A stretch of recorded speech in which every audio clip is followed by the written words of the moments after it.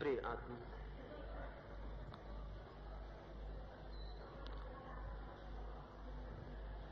मैं कौन हूं, इस संबंध में थोड़ी सी बातें तो मैंने कहा, ज्ञान नहीं वरन न जानने की अवस्था, न जानने का बोध सत्य की ओर मार्ग प्रशस्त करता है। ये जान लेना कि मैं नहीं जानता हूं, एक अपूर्व शांति में और मौन में चित्त को ले जाता है। ये स्मरण आ जाना कि सारा ज्ञान, सारे शब्द और सिद्धांत जो मेरी स्मृति पर छाए हैं, वे ज्ञान नहीं है, वरन जब स्मृति मौन और चुप होती है, और जब स्मृति नहीं बोलती, और जब स्मृति स्पंदित नहीं होती, तब उस अंतराल में, उस रिक्त में जो जाना जाता है, वही सत्य है, वही ज्ञान है। मैंने आपसे कहा कि वे नहीं जो अपने अहंकार में कठोर हो गए हैं,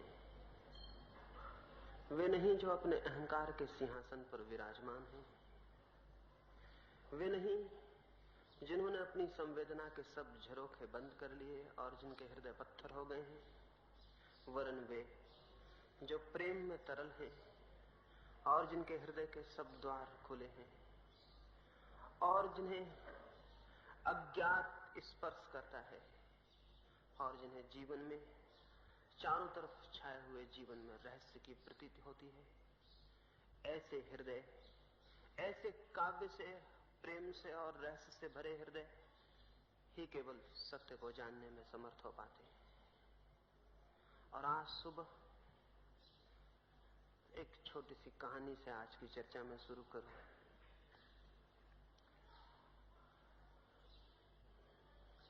एक राजमहल के द्वार पर बड़ी भीड़ थी।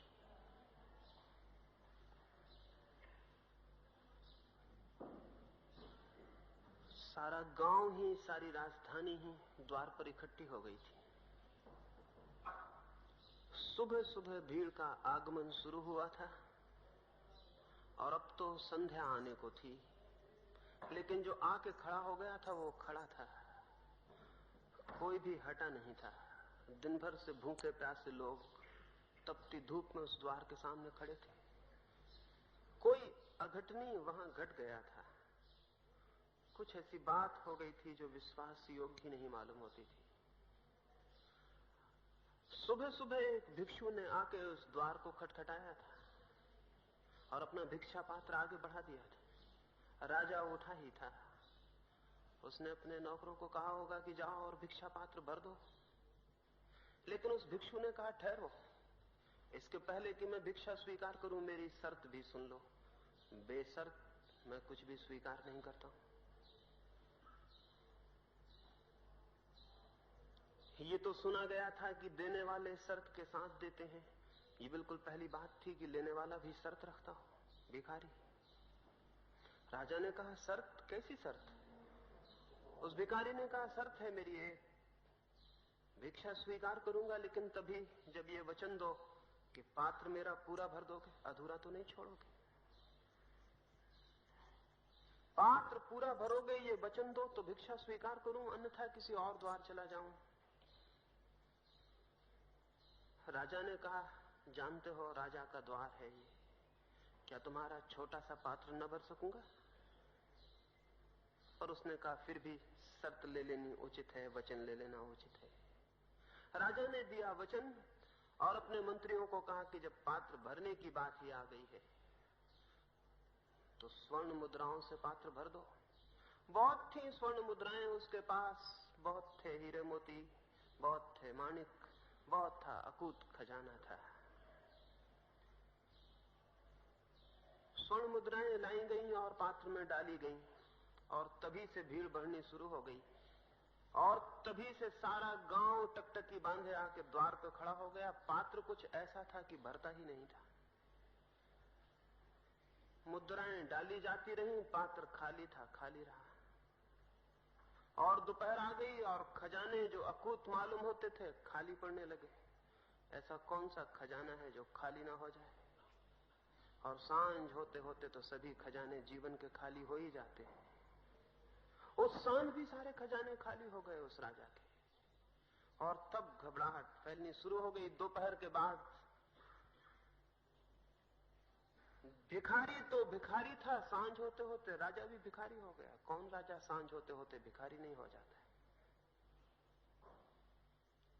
पात्र खाली था, खाली था, खाली रहा। फिर तो राजा घबराया और पैर पे गिर पड़ा और उसने कहा, मुझे क्षमा कर दे, मैंने समझा था कि शर्त इतनी महंगी पड़ जाएगी। क्या है ये जादू? कैसा है ये पात्र?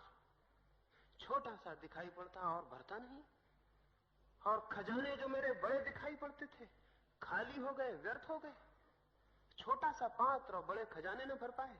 क्या है इस पात्र में? कैसा जादू है? उस भिक्षु ने कहा, कोई भी जादू नहीं, एक मरघट से निकलता था, आदमी की एक खोपड़ी पड़ी मिल गई, उससे ही इस पात्र को बना लिया है।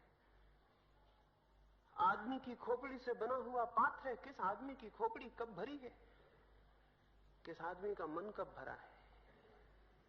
पात्र में कोई जादू नहीं है, एक साधारण से आदमी का सिर है।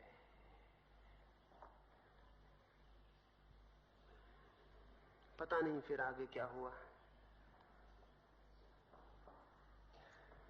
लेकिन इस कहानी से इसलिए शुरू करना चाहता हूं कि मनुष्य के जीवन में जो प्रश्न है और जो समस्या है वो यही है, मन को भरना है और मन भरता नहीं। और हजार हजार उपाय हम करते हैं, और धन से और यश से और पद से, मित्रों से, परिजनों से भरते हैं, नहीं भरता। फिर कुछ है जो धर्म से भरने लगते हैं, गीता से और कुरान से, त्याग से, तपश्चर्या से, संन्यास से, साधना से, फिर भी मन भरता नहीं। परमात्मा से, मोक्ष से, फिर भी मन भरता नहीं।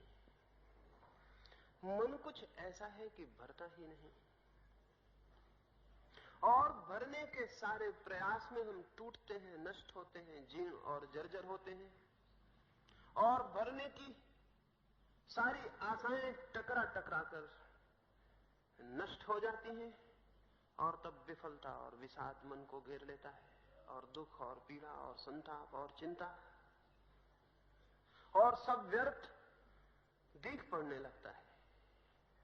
जीवन व्यर्थ मालूम होने लगता है, क्योंकि मन भरता नहीं और भरने के सब प्रयास असफल हो जाते हैं। कभी किसी का मन भरा नहीं है, कभी किसी का मन भरा नहीं है। मन कुछ ऐसा है कि भर सकता ही नहीं। एक आदमी ने एक प्रेत की आत्मा को वश में कर लिया था। कहानी है और सच मत मान लेना, और नहीं तो किसी प्रेत की आत्मा को वश करने निकल पड़े। क्योंकि बहुत सी कहानियों को हमने सच मान लिया है, इसलिए कहता हूं। बहुत सी कहानियों को हमने सच मान लिया है, इसलिए कहता हूं। कहानियों में सच्चाइयां होती हैं, कहानियां सच नहीं होती। उस आदमी ने प्रेत की आत्मा को वश में कर लिया था, लेकिन जैसी भूल अक्सर हो जाती है, जिसको हम वश में करते हैं हम सोचते हैं हमने वश में कर लिया, और जिसको हम वश में करते हैं वो सोचता है कि मैंने वश में कर लिया। जैसे कि भूल रोज जिंदगी में हो जाती है, वैसी भूल वहां भी हो गई थी। क्योंकि जिसे हम बांध लेते हैं अनजाने, उससे हम बंध जाते हैं, और जिसे हम परतंत्र कर लेते हैं, हम उसके परतंत्र हो जाते हैं। केवल वही स्वतंत्र हो सकता है जो किसी को परतंत्र न करता हो। उसने उस प्रेत को परतंत्र कर लिया था, भूल में पीछे पता चला कि वो खुद ही परतंत्र हो गया, क्योंकि उस प्रेत ने कहा कि मुझे चैन नहीं पड़ती, मुझे तो काम चाहिए, निरंतर काम चाहिए। कितने काम थे, सब चुक गए, और वो प्रेत बार बार खड़ा हो जाए और पीछे आके धक्के देने लगे कि मुझे काम दो, मुझे चैन नहीं पड़ती, बेकाम में बैठ सकता नहीं हूं। वो आदमी तो घबराया, कहां से काम लाए, सब काम चुक गए, जो जो कामनाएं थी सब उसने पूरी कर दी, और तब मुश्किल खड़ी हो गई। वो प्रेत भारी पड़ने लगा और वो खड़ा है पीछे और धक्के दे रहा है कि मुझे काम दो। वो आदमी बहुत घबराया, बहुत बेचैन हुआ, बहुत परेशान हुआ। गांव के बाहर एक वृद्ध फकीर रहता था, उसके पास गया। जब कोई बहुत बेचैन और परेशान हो जाता है तो फकीरों को खोजता है, उनके पास जाता है। वो भी गया और उसने उस वृद्ध फकीर को पूछा कि मैं बहुत मुश्किल में हूं, एक प्रेत को पाल लिया।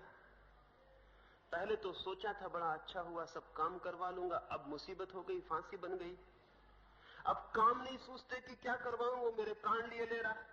अगर उसे मैंने कोई काम ना दिया तो वो अब एक ही काम करेगा, मुझे समाप्त कर देने का काम, और कोई काम बचा नहीं है। अब क्या करें? उस वृद्ध ने कहा, ये डब्बा ले जाओ। एक डब्बा पड़ा था टूटा फूटा, इसे ले जाओ और उसे कहना इसे भरो। वो डब्बे को ले आया। रास्ते में बहुत सोचा कि बड़ा पागल मालूम होता है ये बूढ़ा, क्योंकि डब्बे में नीचे कोई बॉटम ना थी, कोई तलहटी ना थी, बॉटमलेस, बिना तलहटी का था। उसमें कोई पेंदी न थी, पोला था ऊपर से भी नीचे से भी। लेकिन जब उसने कहा था तो सोचा कि देखूं, जाके डब्बा लटका दिया। उस प्रेत को कहा कि कुएं से पानी खींचो और इसमें भरो। प्रेत पानी खींचने लगा और भरने लगा, और तब से अब तक वो प्रेत पानी भर रहा है। वो आदमी तो कभी का मर भी गया, वो पानी भर नहीं पाता है। और वो प्रेत सोचता नहीं कि देखे कि इसमें तलहटी भी है या नहीं।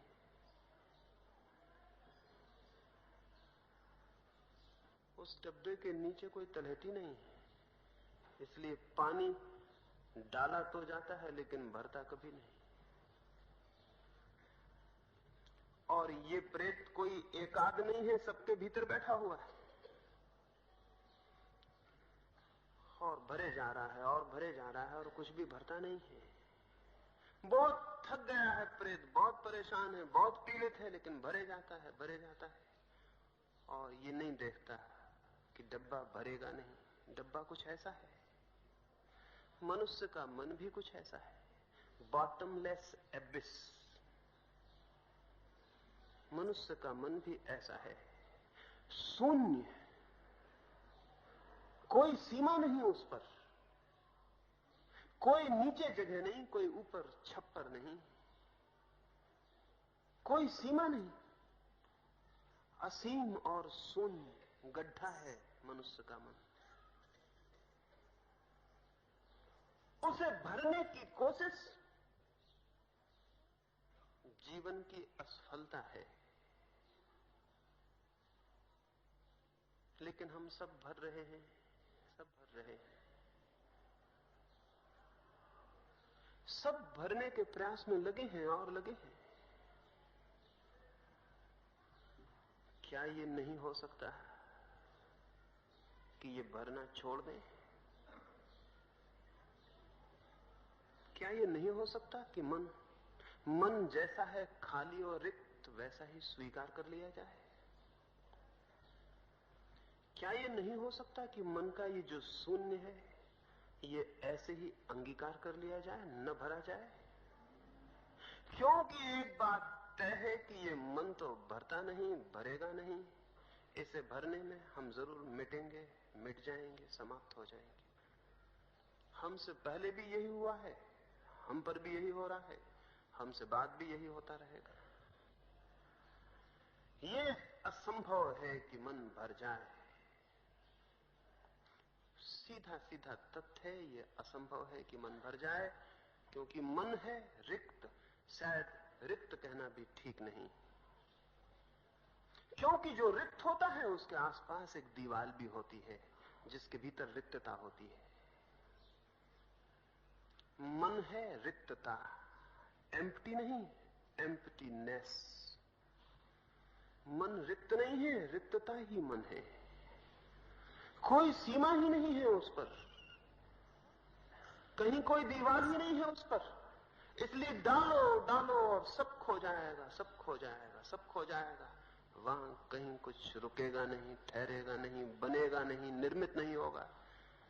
बच्चा जितना खाली मन लेके आता है उतना ही खाली मन लेके बूढ़ा विदा होता है। जन्म के क्षण में जितना खाली है मन, मृत्यु के क्षण में भी उतना ही खाली है, उतना ही। उसमें जरा भी भेद नहीं पड़ता, जरा भी भेद नहीं पड़ता। एक भेद पड़ जाता है, बच्चे को इसका पता नहीं होता, बूढ़े को इसका पता होता है। और पता, बोध दुख देने लगता है। ये रिक्तता है भीतर, और रिक्तता को भरने का प्रयास है हमारा। फिर चाहे हम किसी बात से भरते हो, किसी बात से, कौड़ी से, पत्थर से भरते हो, राम नाम से भरते हो, मोक्ष से भरते हो, और किसी बात से भरते हो, इससे कोई फर्क नहीं पड़ता। भरने की कोशिश एब्सर्ड है। भरने की कोशिश एकदम एकदम अर्थहीन है। और जब नहीं भर पाता तो हम कहते हैं कि बड़ा दुख है। दुख उसी क्षण शुरू हो जाता है जहां से हम भरना शुरू करते हैं। क्या ये नहीं हो सकता? नहीं हो सकता ये कि रहने दें मन जैसा है, राजी हो जाएं उसके खालीपन से, उसके शून्य से। भरने की कोशिश हमें भविष्य में ले जाती है। कल, आज खाली है, कल भर लेंगे, परसों भर लेंगे। इस जन्म में खाली है, अगले जन्म में भर लेंगे।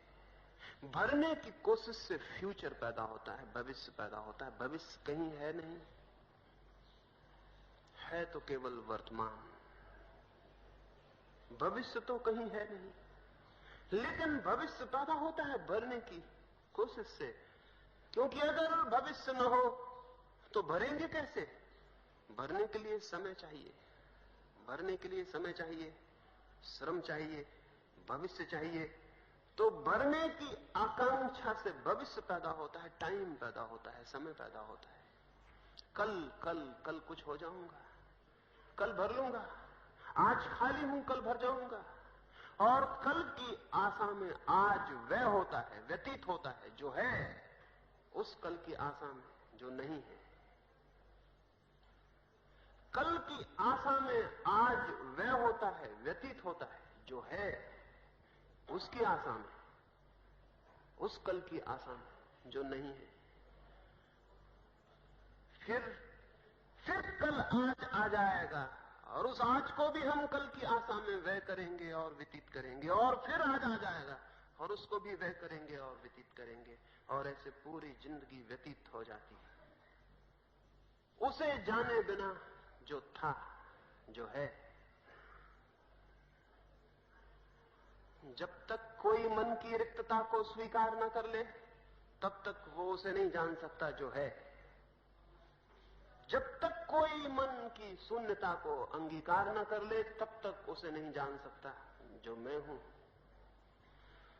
मैं हूं क्या, कौन? उसके लिए तीसरी सीढ़ी में आज आपसे कहना चाहता हूं, रिक्तता की स्वीकृति, शून्यता का स्वीकार, अंगीकार, ना कुछ होने का अंगीकार, एक्सेप्टेबिलिटी। ये जो स्वीकृति है, यही आस्तिकता है। जो आदमी कुछ होने में लगा है वो नास्तिक है। वो चाहे भगवान होने में लगा हो, वो चाहे मोक्ष जाने में लगा हो, जो आदमी कुछ होने में लगा है वो नास्तिक है। जो आदमी जो है उसको जिसने स्वीकार कर लिया है वह आस्तिक है। स्वीकृति, अंगीकार उसका जो है। क्या है हम? रिक्त। क्या है? कभी टटोला, कभी थोड़ा खटखटाया। क्या है? रिक्त, एकदम एम्प्टीनेस, सब खाली और खाली। उस खालीपन पर कुछ कुछ चिपका लेते हैं। कोई डिग्रियां ले आता है, कोई पीएचडी हो जाता है, कोई धन कमा लेता है, कोई डॉक्टर है, कोई इंजीनियर है, कोई मिनिस्टर है। 25 तरह के पागलपन है, कोई कुछ न कुछ है। तख्तियां दरवाजों पर ही नहीं लगा ली हैं, अपने भीतर की रिक्तता पर तख्तियां लगा ली हैं। उन्हीं तख्तियों को पढ़ लेते हैं और प्रसन्न हो जाते हैं। कुछ हूं, कुछ होने का मजा ले लेते हैं, समबडी होने का मजा ले लेते हैं। कुछ हूं, छोटी कुर्सी से बड़ी कुर्सी पर और बड़ी कुर्सी पे बैठ जाते हैं, सोचते हैं कुछ हूं। सिंहासन बड़ा करते जाते हैं और जानने लगते हैं कि कुछ हो रहा हूं। लेकिन कभी झांक कर देखा? भीतर कोई हंस रहा है। इन सारी पदवियों पर, इन सारी उपाधियों पर भीतर कोई हंस रहा है। ये सब सूखे हुए पत्तों की भांति हैं, हवा के झरोखे इन्हें ले जाएंगे। और मौत की हवा में तो ये कुछ भी टिकेगा नहीं। और इसीलिए तो मौत से इतना डर है कि मौत उस रिक्तता को उघाड़ देगी जिसको जीवन भर ढांका और छिपाया। नहीं तो मौत से कोई क्यों डरेगा? मौत से भय का कारण क्या है? मौत को जानते हैं जो उससे भयभीत होंगे, मौत को देखा है जो उससे घबराएंगे। नहीं तो भय कैसे हो सकता है? जिसको जाना नहीं, जिसे पहचाना नहीं, जिससे मिलना नहीं हुआ, उससे भय कैसा हो सकता है? मौत से भय नहीं है, भय है इस बात से कि वो जो एम्प्टीनेस है उस पर जो हमने कागज के दीवारें खड़ी करके घर बना लिए हैं कागज के, और नाम लिख लिए हैं, और कागज की मुद्राएं और तिजोरियां बना ली हैं, और कागज की दुनिया बसा ली है। मौत उस सबको उड़ा देगी। बच जाएगी रिक्तता, बच जाएंगे अकेले और खाली। इसलिए मौत से डर है। इसलिए है मौत से डर कि वो रिक्तता उसकी स्वीकृति नहीं है। और जो अपनी रिक्तता को स्वीकार कर लेता है उसके लिए तो मौत रही ही नहीं। अब मौत और क्या करेगी? अब मौत और क्या करेगी? अब मौत और क्या करेगी? उसने खुद ही उन कागज की तख्तियों को उड़ा दिया और उस महल में आग लगा दी जो कागज का था। और जब वो महल जल जाता है तब पीछे जो शेष रह जाता है वही मैं हूं। एक आदमी पता नहीं आपको भी मिला हो, शायद सुना हो, किसी रास्ते पर कहीं मिल गया हो। एक आदमी चिल्लाता फिरता है और पागल हो गया है। वो निरंतर यही कहता रहता है, here ends the world, stop. वो यही कहता रहता है, यहां दुनिया समाप्त होती है, ठहरो। उसका दिमाग खराब हो गया है। शायद यहां भी सुना हो, इस गांव में भी वो आदमी आया हो। मुझे वो आदमी एक दफा मिल गया तो मैं उसकी कथा सुना कि बात क्या है, तुम्हें क्या हो गया? तो उस आदमी ने कहा कि मैं भी सत्य की खोज में निकला था और मैं खोजता गया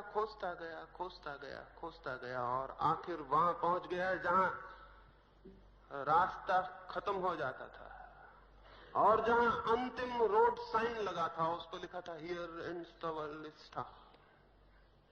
मैं वहां पहुंच गया जहां दुनिया समाप्त होती थी और अंतिम तख्ती आ गई सड़क की।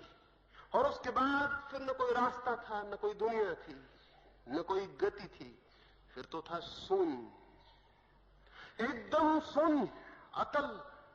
और वहां तख्ती लगी थी, रुक जाओ, बस यहां दुनिया समाप्त होती। और मैंने झांक के देखा और मेरा सिर फिर गया। वहां न तो नीचे कुछ स्थान था, न ऊपर कोई छप्पर था, और न आगे कुछ था और न किसी दिशा में कुछ था, बस शून्य था। और तब मैं घबरा गया और आंख बंद की और मैं भागा। और तब से मैं भाग रहा हूं। और तब से ऐसा घबरा गया हूं कि रह रह के बस मुझे यही ख्याल आ जाता है, हियर एंड्स द वर्ल्ड, रुक जाओ, यही दुनिया समाप्त होती है। उस आदमी से मैंने कहा कि मैं भी गया हूं, उस तख्ती को मैंने भी पढ़ा है। तुम थोड़े जल्दी लौट आए, एक क्षण और रुक जाते, उस तख्ती की दूसरी तरफ भी देख लेते। दूसरी तरफ लिखा था, here begins the God jump, यहां ईश्वर शुरू होता है, कूद जाओ। तुम थोड़ा जल्दी लौट आए, थोड़ा और रुक जाते, शायद मिला हो वो आदमी, या न मिला हो तो छोड़ें उसे, खुद ही चले जाएं उस जगह जहां ये तख्ती लगी है कि यहां सब समाप्त होता है, ठहर जाओ। हर एक के भीतर वो टर्मिनस है, वो जगह है जहां सब रास्ते समाप्त हो जाते हैं।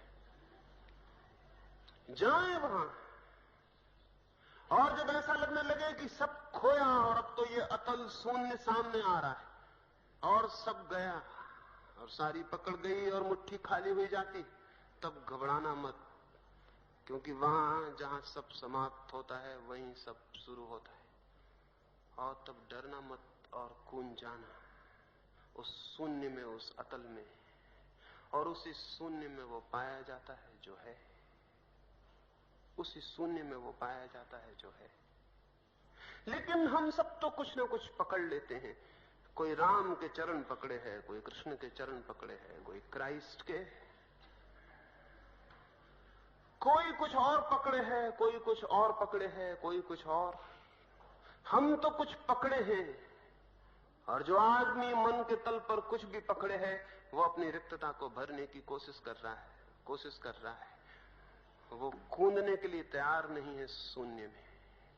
जो शून्य में कूदने को तैयार नहीं है वो स्वयं को नहीं पा सकेगा। जो कुछ होने की कोशिश में है वो उसे नहीं पा सकेगा जो वो है। जो कहीं पहुंचने की कोशिश में है वो वहां नहीं पहुंच सकेगा जहां वो खड़ा है। जो भरने की कोशिश में है वो खाली रह जाएगा, और जो राजी है खाली होने को, वो पाएगा कि वही खालीपन सबसे बड़ी भरावट है। वो पाएगा कि वही शून्य पूर्ण है। वो पाएगा कि वही रिक्तता परमात्मा है। वो पाएगा कि वही स्वयं है, वही आत्मा है, वही है मोक्ष, वही है निर्वाण। शून्य, मैं कौन हूं, शून्य में पाया जाएगा। राजी हैं शून्य होने को? कोई कठिनाई नहीं है, क्योंकि शून्य है, सिर्फ राजी होने की बात है। कुछ करना नहीं है शून्य होने को कि आप पूछने आ जाएं कि क्या करें और कैसे शून्य हो जाएं। शून्य है, सिर्फ शून्य न होने की जो कोशिश कर रहे हैं, कृपा करें और उस कोशिश को जाने दें।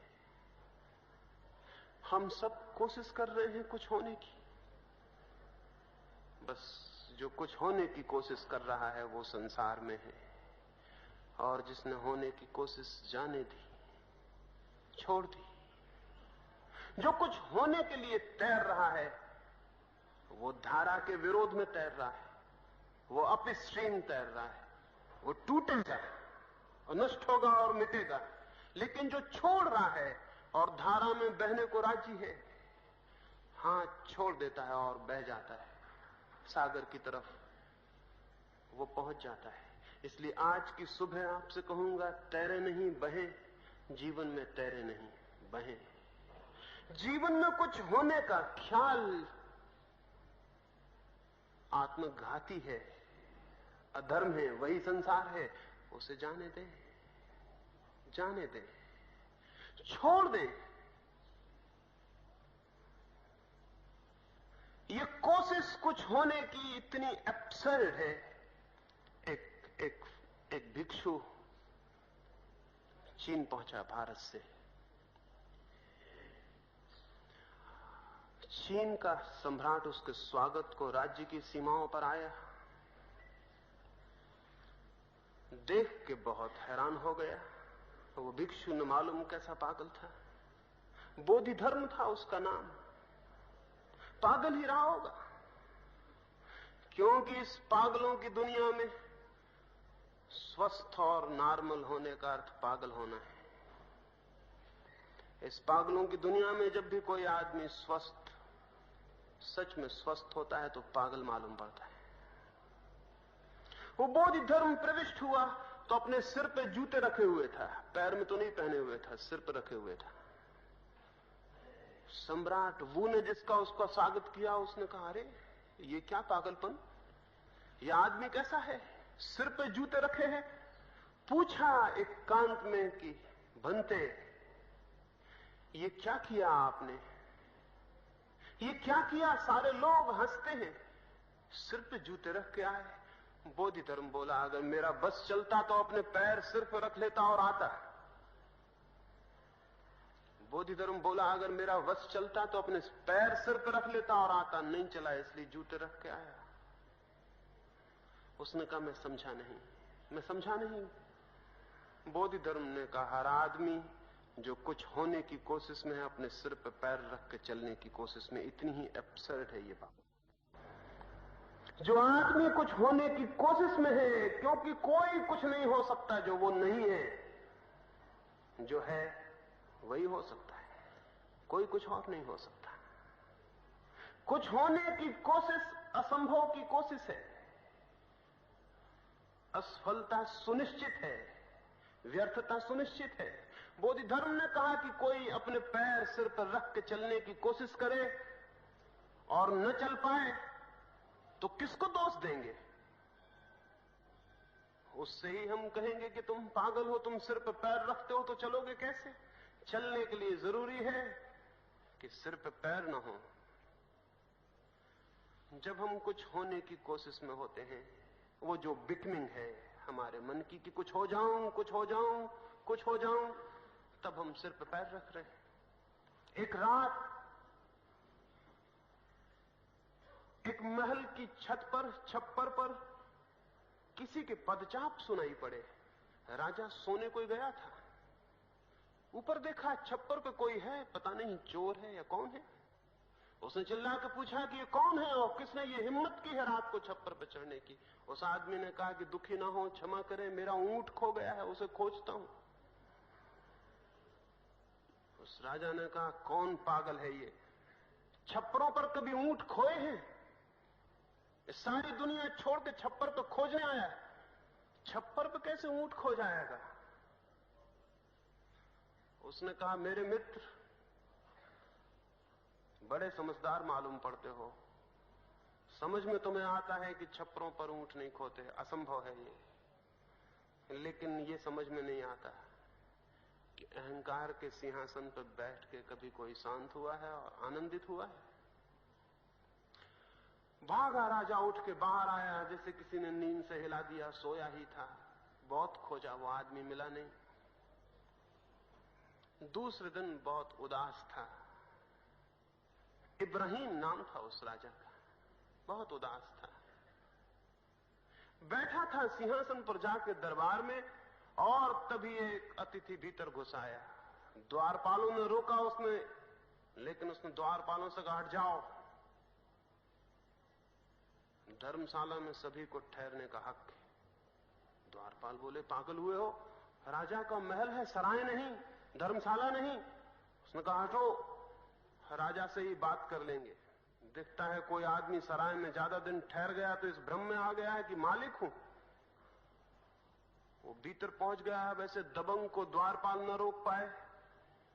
दरबार भरा था, उस राजा से उसने कहा कि क्या इस सराय में मैं कुछ दिन ठहर सकता हूं? वो राजा बोला, बहुत पागल मालूम होते हो, रात ही एक पागल से मिलना हुआ, ये दूसरे आ गए। सराय नहीं है, ये मेरा निवास स्थान है, शब्द वापस लो, नहीं जवान कटवा देंगे।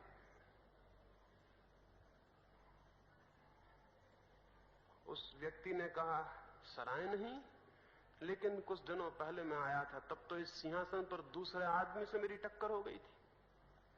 उस राजा ने कहा वो मेरे पिता थे। उस फकीर ने पूछा कि अब वो कहां है? और मैं तो उसके पहले भी आया था, तब दूसरे आदमी से टक्कर हो गई थी, तब कोई दूसरा आदमी सिंहासन पर बैठा था। उस राजा ने कहा वो मेरे पिता के पिता थे। और उसने कहा उसके पहले भी मैं आया था, मैं बहुत दफे आ चुका हूं, लेकिन हर बार दूसरा आदमी पाया तो मैंने सोचा कि जरूर ये सराय हैं, यहां लोग ठहरते हैं और चले जाते हैं। तो क्या मैं इस सराय में ठहर सकता हूं?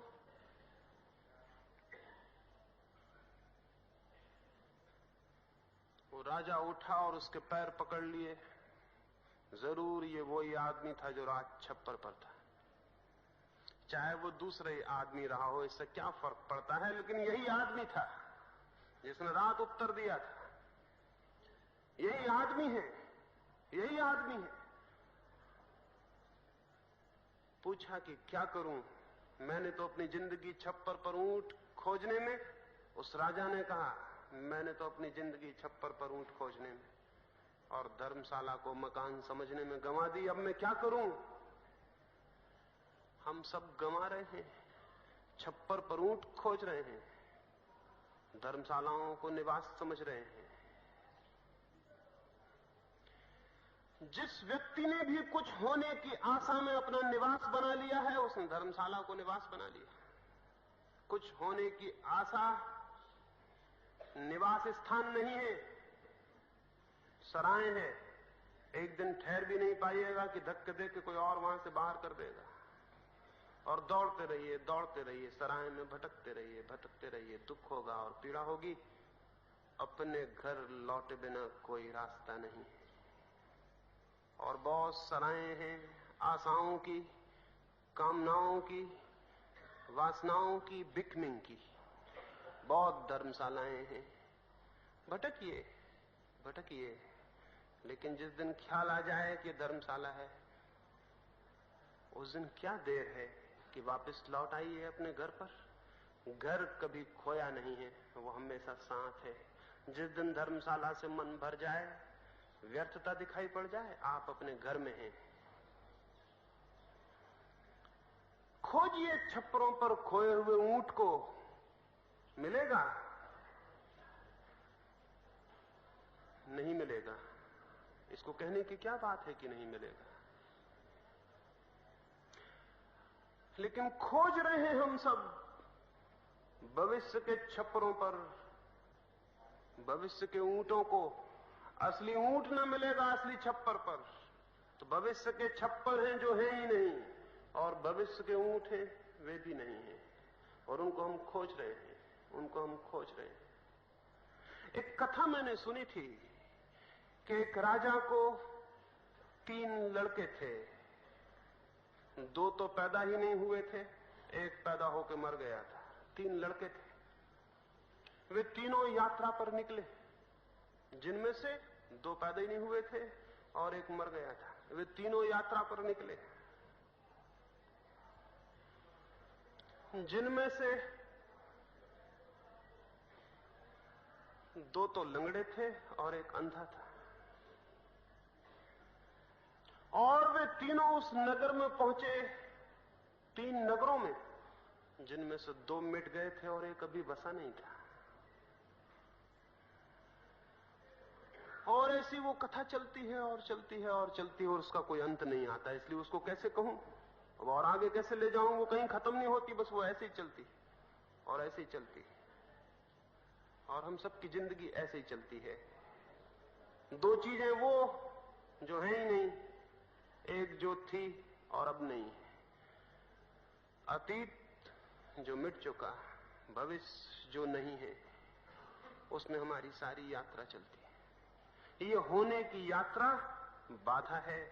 मैं कौन हूं उसे जानने, उसे पहचानने, उसके साथ एक होने में। इसलिए मैं कहता हूं, इसलिए कहूं, स्वीकार कर लें उस शून्य को जो भीतर है। उसकी स्वीकृति से फलित होता है धर्म, उसकी स्वीकृति से फलित होता है ज्ञान, उसकी स्वीकृति से निकलता है वो जो जीवन को शांति से और आनंद से भर जाता है। मिट जाएं उस शून्य में, उस शून्य में डूब जाएं, उस शून्य के साथ एक हो जाएं, हैं उसके साथ एक है। और जिस दिन भी उस अंतराल में और शून्य में क्षण भर को भी ठहर जाएंगे, जिस दिन को उस अपने घर में क्षण भर को ठहर जाएंगे, उस नथिंगनेस में, उसी दिन पाएंगे कि सब पा लिया गया, उसी दिन पाएंगे कि सब मिल गया, उसी दिन पाएंगे कि कुछ खोया नहीं था कभी। तो न तो ले जाएगा योग, न ले जाएगा ध्यान, न ले जाएंगे मंत्र तंत्र, न ले जाएगा मोक्ष, न कोई गीता और न कोई कुरान, न कोई गुरु, न कोई उपदेशक, कोई नहीं ले जाएगा। क्योंकि जब तक किसी के द्वारा आप जाना चाहेंगे तब तक का अर्थ है कि आपने शून्य को स्वीकार नहीं किया, आप कुछ होना चाहते हैं। और जब तक आप कुछ होना चाहते हैं तब तक आप वो नहीं हो सकेंगे जो आप हैं। लाओ त्से ने कहा है, खोजो और खोदोगे, दौड़ो और कहीं न पहुंच पाओगे। मत खोजो और पालो, रुक जाओ और पहुंच जाओ,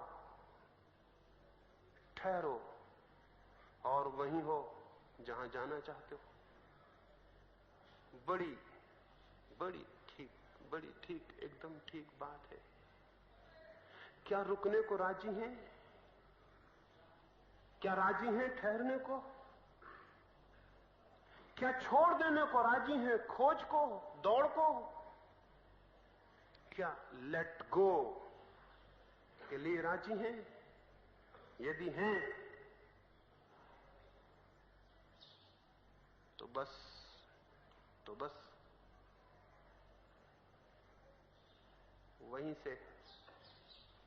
वहीं से पा लिया जाएगा मैं कौन हूं, वहीं से आ जाएगा। वहीं से कोई भर देगा सब शून्य, कोई उतर आएगा। वर्षा होती है पहाड़ों पर भी, झीलों पर भी।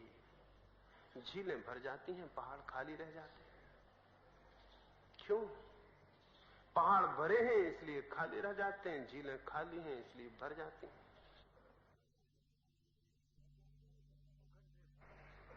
गड्ढे भर जाते हैं वर्षा होती है तो, और टीले खाली के खाली रह जाते हैं। टीले पहले से ही भरे हुए हैं। गड्ढे धार्मिक चित्त टीलों की तरह नहीं है, उठते हुए टीलों की तरह, भरते हुए टीलों की तरह नहीं, खाली गड्ढों की तरह।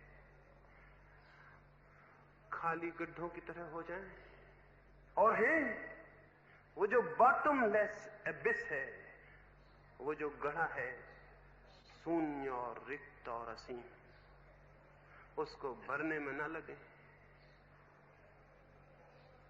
उसको भरने में लगे कि गए, छोड़ दें भरने का ख्याल और हो जाए वही शून्य। बस उसी शून्य से कुछ होता है। कुछ होता है जो शब्दों में नहीं कहा जा सकता, कुछ होता है जो इशारों से नहीं बताया जा सकता, कुछ होता है जिसे गीत नहीं गा सकते, कुछ होता है जिसे आंसू नहीं कह सकते, कुछ होता है जिसे कहने का कोई उपाय नहीं। परमात्मा करे शून्य रिक्त होने की क्षमता, साहस, स्मृति आ जाए। और ज्यादा नहीं कहूंगा, और ज्यादा कुछ कहने को है भी नहीं।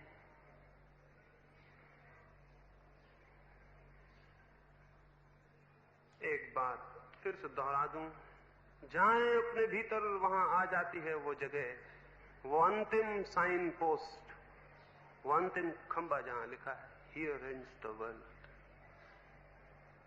यहां होती है दुनिया समाप्त। रुक जाओ, वहां रुकना मत,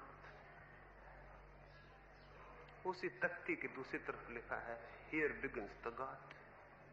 जम यहां होता है शुरू परमात्मा। कून जाओ, कून जाना। जो कून जाता है वो पा लेता है। एक छोटी सी कहानी और चर्चा पूरी। एक रात एक यात्री एक अंधेरी अमावस में एक पहाड़ से गुजरता था। पैर उसका फिसल गया। किस यात्री का कब नहीं फिसला है? जो यात्रा करेगा फिसलेगा भी, गिरेगा भी, रास्ते भी भूलेगा, अंधेरे मार्ग भी आएंगे, खो भी जाएगा। वो भी भटक गया अंधेरे रास्तों में, उसका पैर फिसल गया और गिर गया एक बड़े खड्ड में। झाड़ियों को पकड़ लिया। कौन नहीं पकड़ेगा? हम सब पकड़े हुए लटके हैं झाड़ियों को। उसने भी झाड़ियां पकड़ ली। सर्द रात, अंधेरी रात, चारों तरफ नीचे गड्ढ, कहीं कुछ दिखाई ना पड़े, कोई और छोर नहीं। पकड़े है, भगवान को याद कर रहा है, भगवान से प्रार्थना कर रहा है बचाओ। बचने की खुद कोशिश भी कर रहा है। कोशिश न सफल हो पाए तो भगवान की खुशामद भी कर रहा है कि तुम बचाओ। लेकिन पत्थर है, सरकीला, चिकना, पैर रुकते नहीं। छोटी है झाड़ी, जड़ें उखड़ी जा रही हैं। कभी भी भय है कि क्षण दो क्षण में टूट जाएंगे और नीचे गिर जाएगा। सर्द है रात, हाथ अकड़े जा रहे हैं। थोड़ी देर बाद हाथ जड़ हो जाएंगे और फिर झाड़ी को पकड़ना संभव नहीं रह जाएगा। पैर टिकते नहीं है, हाथ कठिनाई में है, झाड़ी है कमजोर, नीचे है गड्ढा। बड़ी मुश्किल है, बड़ी मुश्किल है। और क्या मुश्किल हो सकती? परेशान परेशान। लेकिन थोड़ी देर में कोई उपाय सफल नहीं होता। रखे हुए पैर नीचे फिसल जाते हैं, हाथ जड़ होने लगे, झाड़ियों की जड़ें आवाजें कर रही हैं, उखड़ रही हैं। और फिर वो क्षण आ गया जहां उसे पता चला कि बस अब गया। हाथ सरकने लगे, झाड़ियां छूटने लगी। जाना उसने कि गया। और फिर हाथ छूट गए और झाड़ियां छूट गई। और छूटते उसने जाना कि मिटा। लेकिन छूटते ही क्या जाना? छूटते ही जाना कि नीचे तो जमीन आ गई, अंधेरे में दिखाई नहीं पड़ती थी, गड्ढा था ही नहीं। और तब वो खूब जोर से उस अंधेरी रात में उस पहाड़ी घाटी में हंसने लगा कि बड़ा पागल था मैं। व्यर्थ ही इतनी देर कष्ट सहा, व्यर्थ ही इतनी देर तकलीफ सही, व्यर्थ ही इतनी देर मरने में लटका रहा, मौत में अटका रहा, व्यर्थ इतनी देर मरा। क्योंकि जितनी देर लटका था उतनी देर ही मरता रहा, उतनी देर ही लगता रहा कि मरा मरा मरा, गया गया, टूटा छूटा, और ताकत लगाता रहा। और हाथ छूट गए और पाया कि नीचे जमीन थी, अंधकार में दिखाई नहीं पड़ती थी। वो जो भीतर रिक्तता है वही पूर्णता है। एक दफा छोड़े और देखें, छूटते ही पता चलेगा जमीन आ गई। जो शून्य में होने को राजी है वो परमात्मा की भूमि पर खड़ा हो जाता है। मेरी बातों को इतने प्रेम और शांति से सुना, उससे बहुत बहुत अनुग्रहित हूं। सबके भीतर बैठे उस शून्य के प्रति मेरे प्रणाम स्वीकार करें। वही परमात्मा है, वही सब कुछ है।